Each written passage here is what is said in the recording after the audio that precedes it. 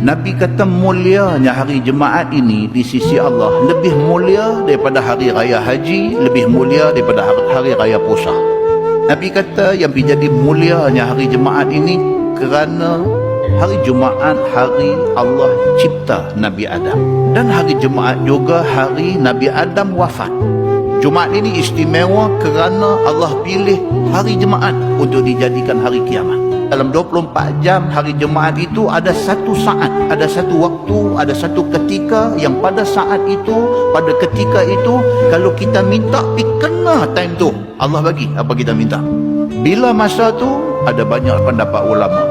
Ada kata sebelum sembahyang Jumaat, ada kata masa yang antara dua khutbah, ada kata lepas bagi salam sembahyang Jumaat, ada kata sebelum waktu asar.